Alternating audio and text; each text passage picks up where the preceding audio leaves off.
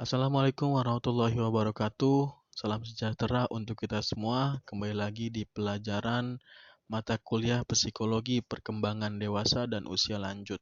Sebelum memasuki materi yang akan dibahas, pertama-tama saya akan memperkenalkan dulu kelompok anggota kelompok 5. Yang pertama, saya sendiri sebagai moderator, yaitu Ahmad Muhtajudin. Yang kedua, Sri Wahyuni Aprilia. Yang ketiga, Adila Salsabila. Yang keempat, Utik Apriani. Dan yang kelima, Wildatun Aribah. Materi kali ini yang akan kita bahas yaitu hakikat pernikahan dan perceraian pada dewasa awal. Nah, apa saja poin-poin yang akan kita bahas? Mari kita simak penjelasan berikut ini. Poin yang akan kita bahas yang pertama yaitu mencari dan menemukan calon pasangan hidup. Yang kedua, sikap terhadap pernikahan. Yang ketiga, aspek sikap terhadap pernikahan. Yang keempat, sikap terhadap pernikahan bagi dewasa awal. Yang kelima, sikap terhadap pernikahan bagi dewasa tengah. Dan yang terakhir, perceraian dalam rumah tangga. Langsung saja kita masuk ke dalam poin yang pertama, yaitu mencari dan menemukan calon pasangan hidup. Seseorang pada masa dewasa awal semakin memiliki kematangan emosi dan seksual, sehingga telah siap untuk melakukan tugas reproduksi dalam hubungan yang sah, yaitu pernikahan. Dalam mencari pasangan hidup seseorang, akan menentukan kriteria usia, pendidikan, pekerjaan, suku atau bangsa tertentu sebagai prasyarat pasangan hidupnya. Menurut Dian Wisnuwardani dan Sri Fatmawati, ada beberapa teori pemilihan pasangan hidup. Yang pertama yaitu The Stimulus Value Role Theory. Pemilihan pasangan merupakan proses di mana seseorang tertarik pada calon pasangannya berdasarkan stimulus tertentu. Stimulus tersebut berupa daya tarik fisik dan bekerja sebagai magnet yang mendekatkan dua orang sehingga mendorong mereka untuk menjalin hubungan yang dekat. Yang kedua yaitu teori psikodinamika. Teori psikodinamika mengatakan bahwa pengalaman di masa kecil dan latar belakang keluarga berpengaruh terhadap pemilihan pasangan. Yang ketiga, teori kebutuhan.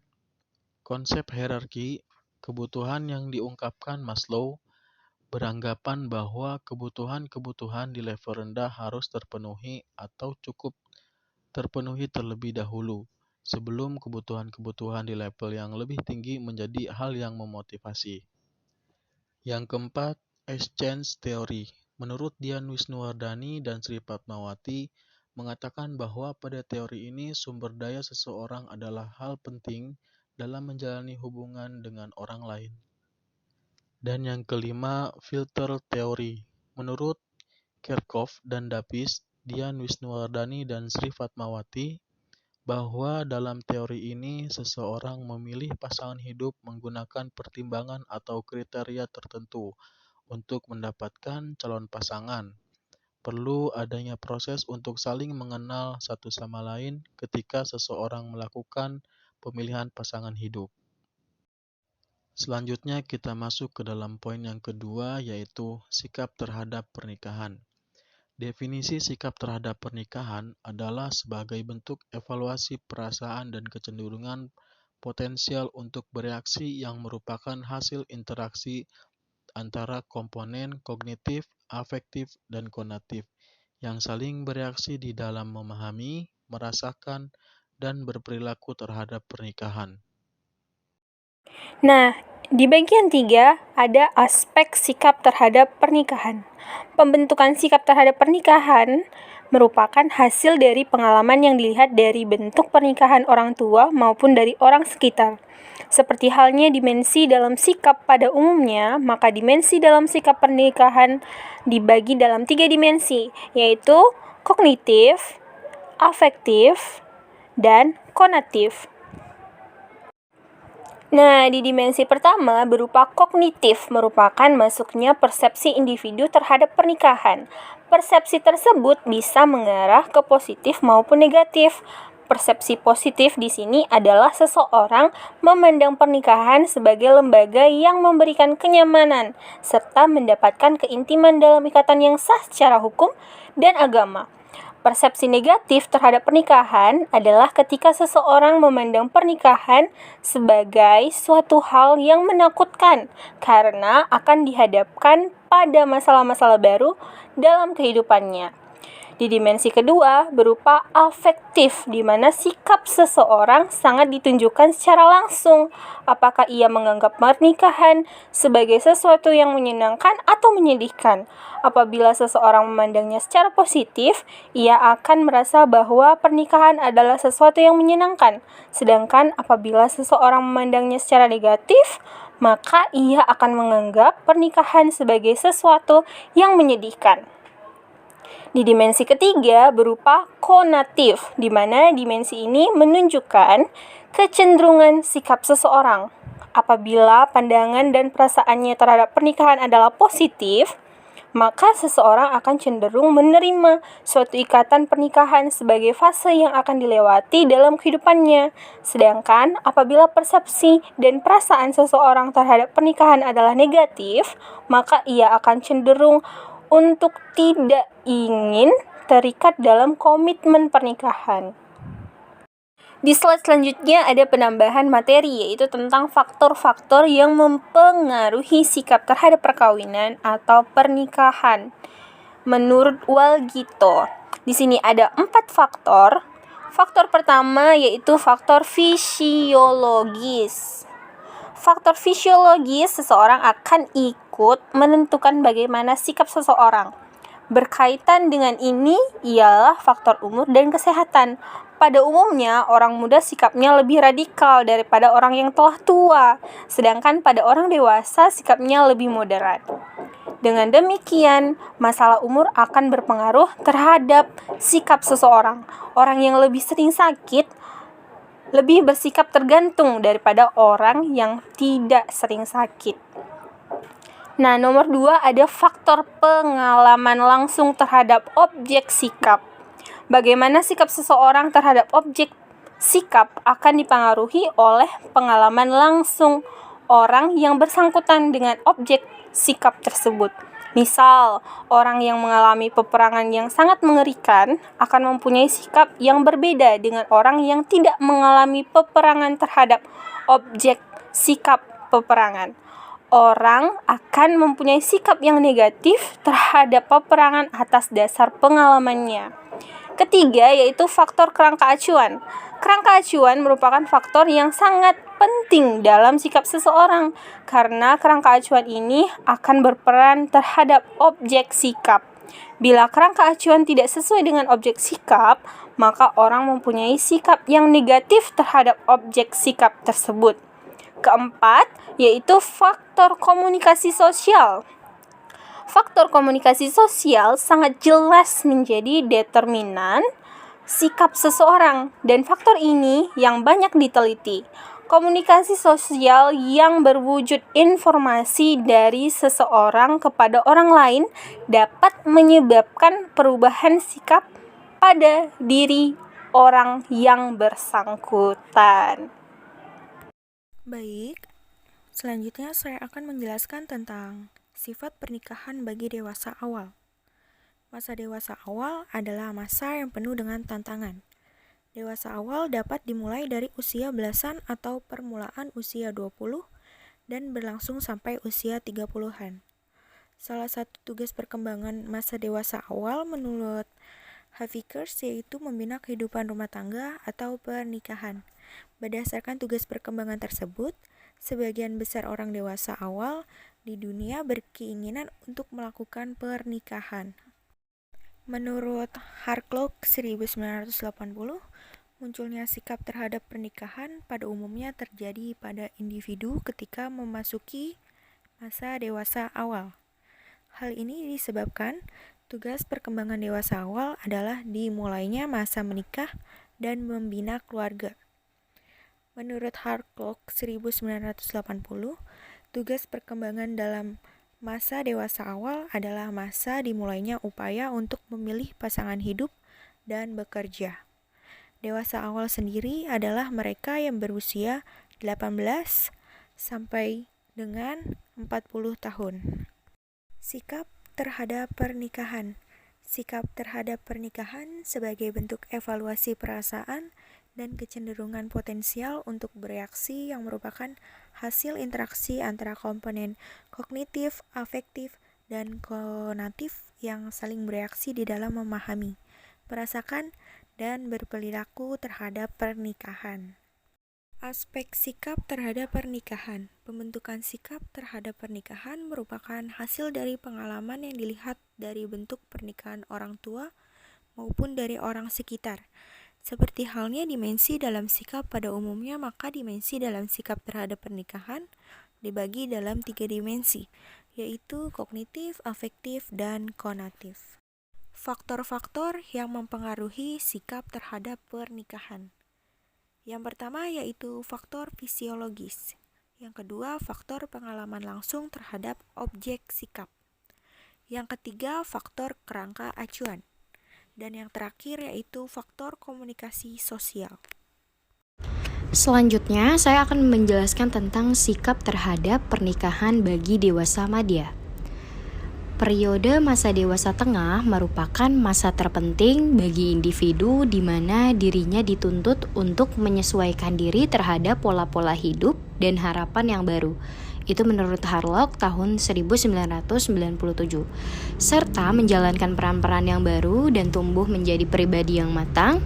Itu pun menurut Duval dan Miller tahun 1985. Periode masa dewasa tengah dimulai pada usia 35 tahun dan berakhir di usia 60 tahun. Sebagaimana didukung oleh Harlock tahun 1997, bahwa sejak generasi-generasi terdahulu apabila ada anak laki-laki dan wanita mencapai usia dewasa secara resmi, maka hari-hari kebebasan mereka telah berakhir dan saatnya telah tiba untuk menerima tanggung jawab sebagai orang dewasa serta menjalankan tugas perkembangan pada masa tersebut. Menurut Havik Hars, tanggung jawab yang ditempuh oleh individu yang dewasa adalah individu mulai bekerja, individu mulai memilih pasangan suami atau istri, dan belajar hidup bersama pasangannya, mengelola rumah tangga dan mengasuh anak. Tugas-tugas perkembangan tersebut termanifestasikan dalam bentuk pernikahan yang dimana dalam pandangan Islam pernikahan merupakan ikatan yang amat suci yang dimana dua insan yang berlainan jenis dapat hidup bersama dengan direstui agama, kerabat, dan masyarakat. Fase pernikahan tidak hanya melibatkan pembangunan satu sistem pernikahan baru, tetapi juga penyusunan kembali hubungan dengan keluarga jauh dari teman-teman untuk melibatkan pasangan. Peran perempuan yang berubah dan meningkatnya jumlah pernikahan pasangan dari latar belakang kebudayaan yang berbeda, serta meningkatnya jarak antar tempat tinggal anggota keluarga menambah beban berat pada pasangan untuk mendefinisikan hubungan mereka bagi diri mereka sendiri dibandingkan dengan yang terjadi di masa lampau. Tahapan perkembangan pada usia dewasa madya bukan lagi memasuki tahapan untuk memilih pasangan hidup dan belajar membina sebuah keluarga. Menurut Erikson dan Centrock tahun 2011 menjelaskan bahwa memasuki masa dewasa madya, individu akan menghadapi tugas perkembangan utama, yaitu pilihan hidup menjadi individu yang generatif atau stagnasi. Generativitas merupakan konsep yang luas mencakup kedudukan sebagai orang tua atau yang dimaksud dengan parenthood, di mana individu berusaha untuk menjadi lebih produktif dan kreatif, baik sebagai orang tua, pekerja, suami istri, dan juga warga negara. Baik, selanjutnya perceraian dalam rumah tangga. Pada dasarnya, pernikahan adalah untuk membentuk keluarga yang akan melahirkan anak demi menyambung keturunan, karena perkawinan itu sedemikian pentingnya dalam kehidupan manusia. Dalam suatu pernikahan, perlu adanya komunikasi yang dimulai dengan pengenalan dan pemahaman masing-masing anggota keluarga, dan juga kekurangan pasangannya, karena dengan adanya komunikasi di antara keduanya, maka akan timbul rasa kasih sayang. Tujuan pernikahan sesungguhnya sangat mulia jika dilandasi kesadaran untuk saling memberikan yang terbaik jika kendati pasangannya tidak pernah menuntutnya. Inilah dasar kokoh untuk membina rumah tangga yang bahagia dan harmonis. Rumah tangga dibangun bukan hanya untuk sehari atau 2 hari, akan tetapi sedapat mungkin berlangsung untuk selama-lamanya. Namun, ada kalanya dalam hidup sehari-hari sering dijumpai keadaan rumah tangga yang tidak harmonis atau adanya ketidakcocokan dalam perkawinan dalam menjalani kehidupan antara suami dan istri. Pernikahan ada kalanya tersandung oleh kerikil-kerikil tajam dan gelombang tak terduga yang siap menghantam bahtera rumah tangga.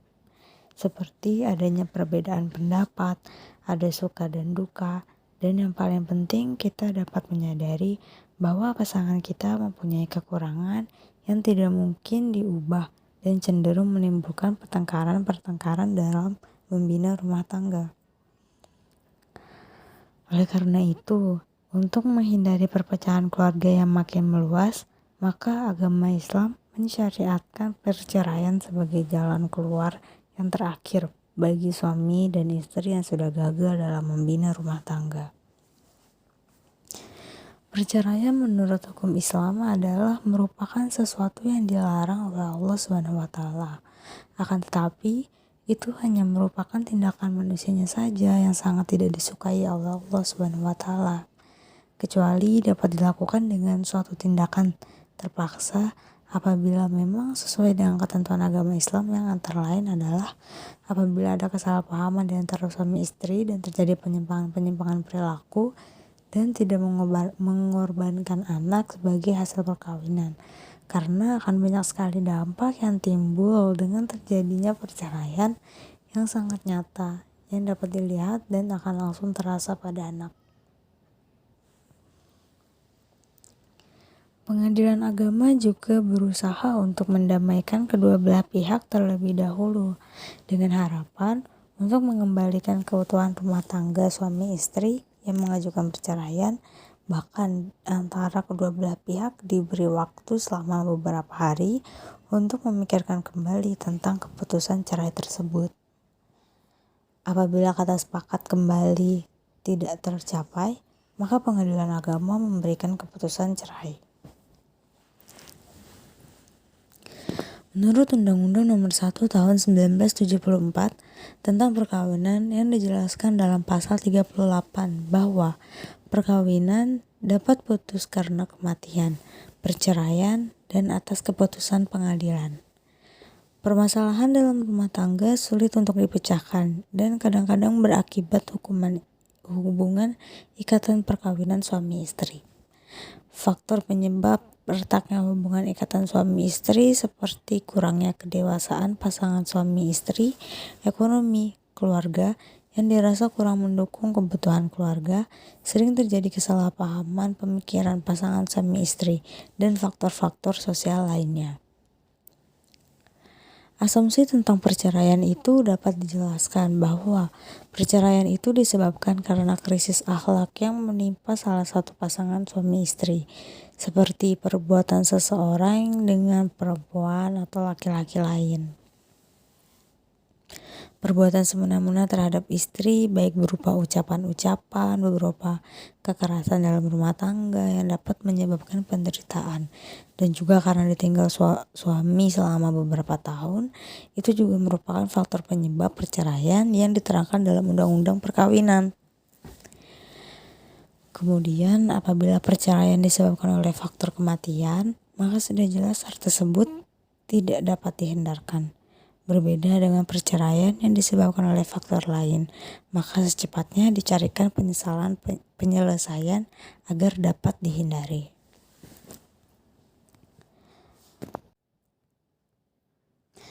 Faktor-faktor penyebab perceraian. Perceraian sebagai sebuah cara yang harus ditempuh oleh pasangan suami istri ketika ada masalah-masalah dalam hubungan perkawinan mereka yang tak dapat diselesaikan dengan baik. Perceraian bukanlah tujuan akhir dari suatu perkawinan, akan tetapi sebuah bencana yang melanda mahligai perkawinan antara pasangan suami istri. Menurut para ahli seperti Nakamura 1989, Turner and Helms 1995, Luciana Sudarto, dan Henny E. Wirawan 2001, ada beberapa faktor penyebab perceraian, yaitu kekerasan verbal, masalah dan kekerasan ekonomi, keterlibatan dalam perjudian, keterlibatan dalam penyalahgunaan minuman keras, kemudian adalah perselingkuhan. Namun demikian, mereka tidak merinci secara jelas faktor-faktor penyebab tersebut.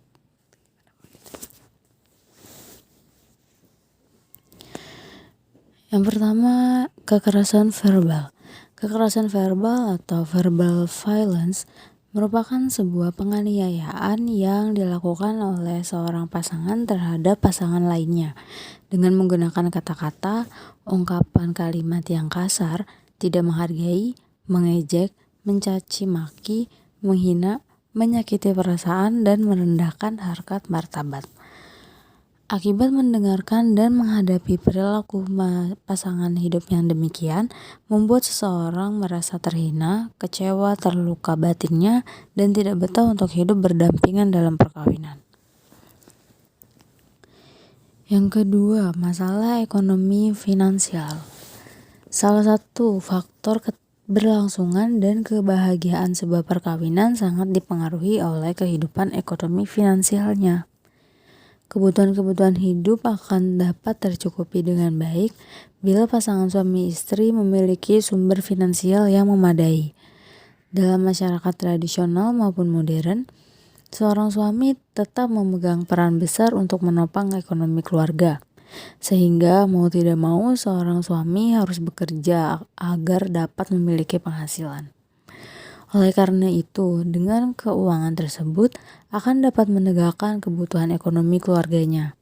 Sebaliknya, dengan adanya kondisi masalah keuangan atau ekonomi akan berakibat buruk seperti kebutuhan-kebutuhan keluarga tidak dapat terpenuhi dengan baik, anak-anak mengalami kelaparan, mudah sakit, mudah menimbulkan konflik pertengkaran suami istri, akhirnya berdampak buruk dengan munculnya perceraian. Di sisi lain, ada keluarga yang berkecukupan secara finansial, namun suami memiliki perilaku buruk, yaitu berupaya membatasi sumber keuangan kepada istrinya. Hal ini dinamakan kekerasan ekonomi.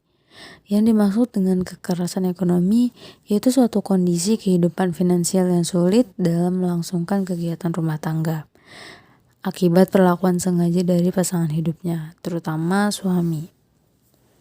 Walaupun seorang suami berpenghasilan secara memadai, akan tetapi ia membatasi pemberian uang untuk kegiatan ekonomi rumah tangga, sehingga keluarga merasa kekurangan dan menderita secara finansial. Berikutnya yang ketiga yaitu masalah perilaku buruk seperti kebiasaan berjudi. Perjudian atau gambling merupakan aktivitas seseorang untuk memperoleh keberuntungan yang lebih besar dengan mempertaruhkan sejumlah uang tertentu. Seorang suami seharusnya menganggarkan kebutuhan finansial untuk keperluan keluarga secara bijaksana. Penghasilan yang diperoleh melalui usaha atau bekerja dipergunakan untuk mencukupi kebutuhan keluarga dan sebagian lagi ditabung untuk keperluan masa depan, seperti keperluan membeli rumah, mobil, atau pendidikan anak-anak.